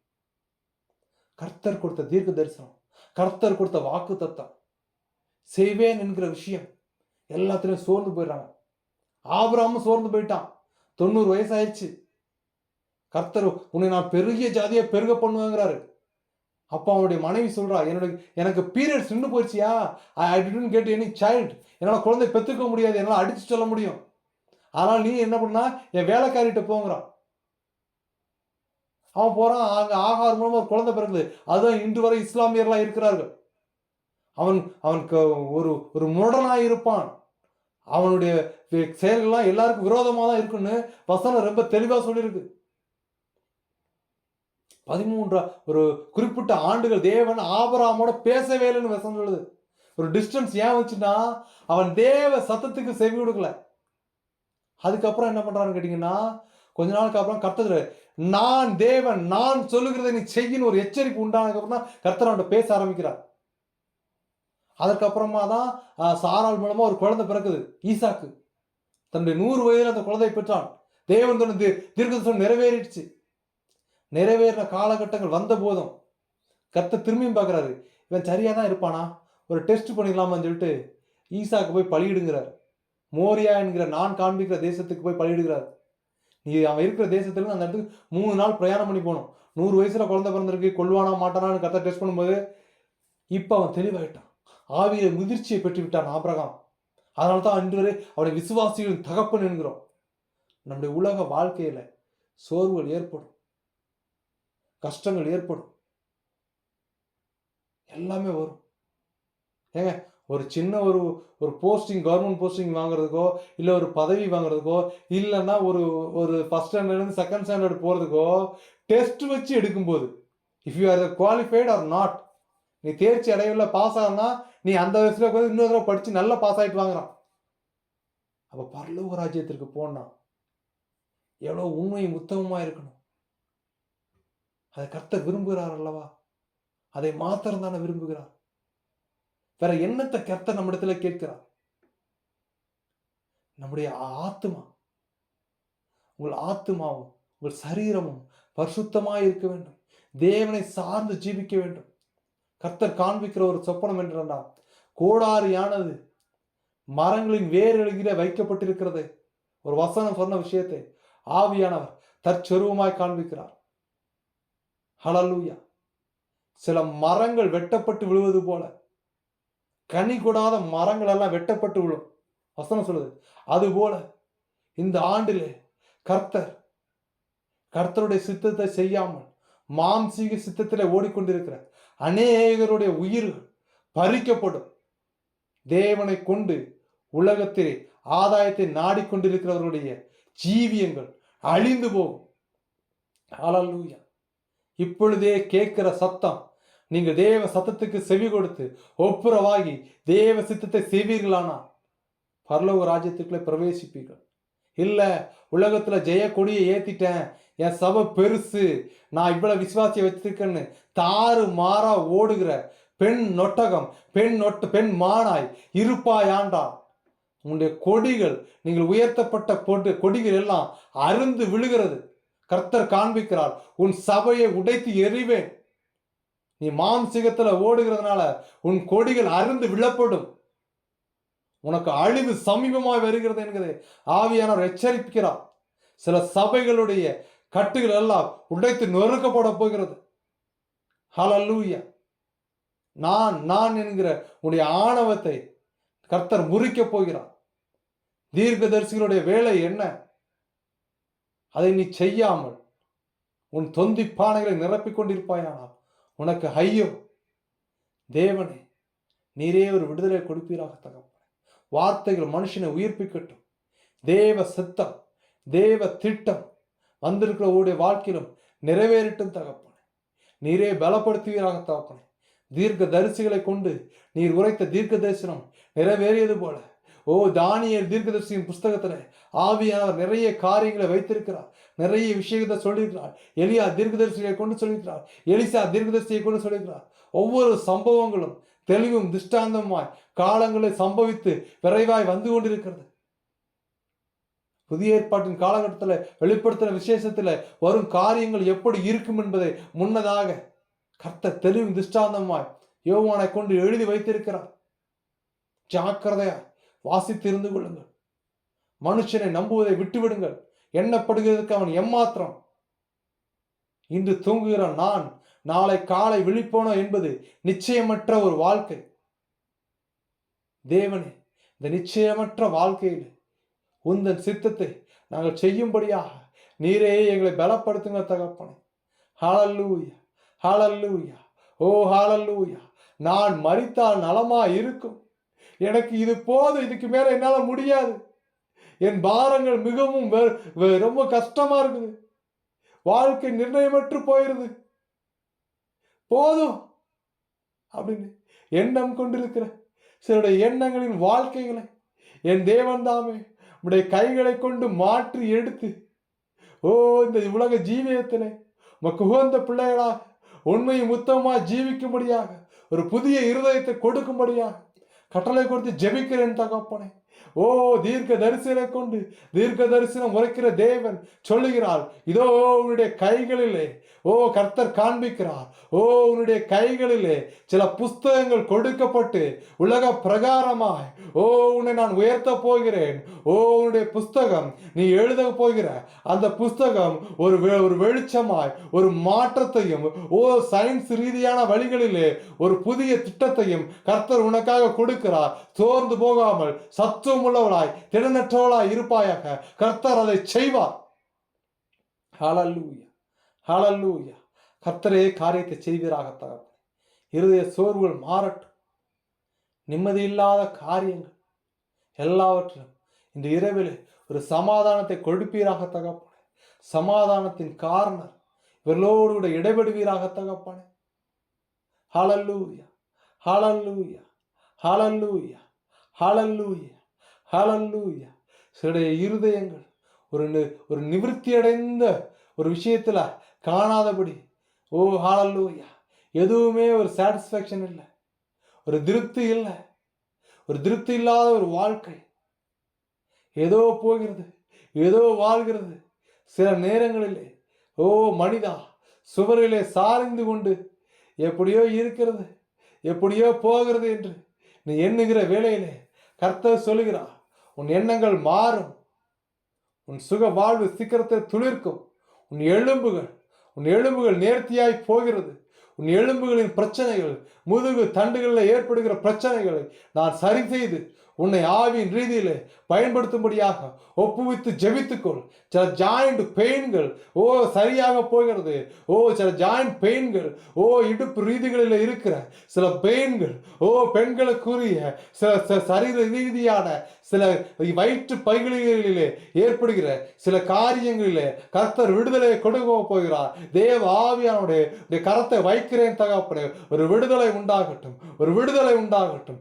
தேவனே காரியத்தை செய்வீராக தகப்பனே. ஹல்லேலூயா. குமாரன் எங்கே உண்டோ அங்கே விடுதலை உண்டு. ஸ்தோத்திரம். ஹல்லேலூயா, ஸ்தோத்திரம். நம்முடைய மத்தியில் இருக்கிற பிரதர் டேவிட் பிரதர் வந்து ஃபைனல் ப்ரேயர் பண்ணிடுவாங்க. அண்ணா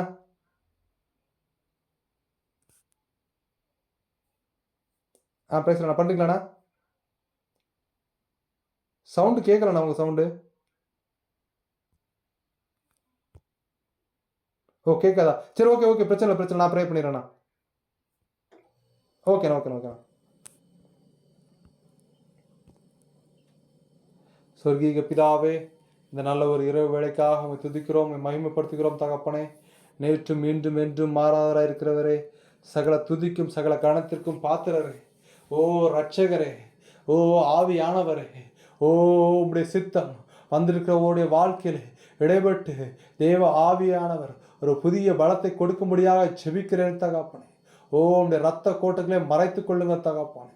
ஓ ஹல்லேலூயா. தீர்க்கதரிசியின் பாடுகள், தீர்க்கதரிசியுடைய உபத்திரவங்கள், ஓ எல்லாவற்றையும் குறித்து இன்று சிந்தித்தோம் தகப்பனே.